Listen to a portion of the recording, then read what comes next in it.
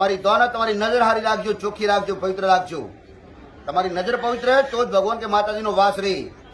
તમે હાસા સત્યવાન અસત્યના માર્ગે અડો અને સાચા માણસ હોય અને પાડતા હોય ને તમે તમારી દોનત હારી હોય ને તો જ દેવી શક્તિ કે ભગવાનને તમારી જોડે આવવાની ઈચ્છા થાય. એ કહેતા હોય કે મારી માં તમારી માં, તમે માં તમારા દીકરાના બહાર તમે રહેતા હોય એવું અમારી જોડે આવો, અમારી જોડે બોલો. પવિત્ર તમારા તન પવિત્ર કેટલા ઈ તો પૂછો તમારા ચોખ્ખા મન વાળા ખરા? ચોખ્ખો પવિત્ર તમારો આત્મા ખરો? તમારા શરીર પવિત્ર ખરા? દેવી શક્તિનો વાસ ક થાય જો પવિત્રતા હોય, શુદ્ધતા હોય, મનના વિચાર હારા હોય, કેવો હાજર રે.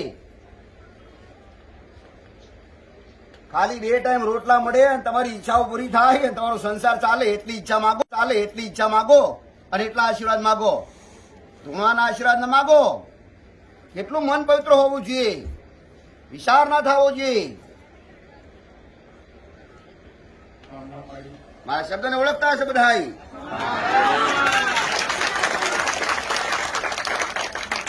ઓઢવા પહેરવાના શોખ કાઢી નાખવા પડે ત્યારે દેવ હાજર રે. ખાવા પીવાના મોહ ચણી રહેવાના.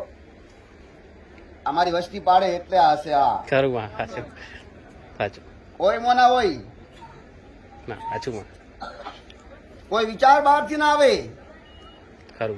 વરંડાનો એ જ વિચાર, બહારનો કોઈ વિચાર ના હોય. દીકરા દરેક દીકરી સમાન.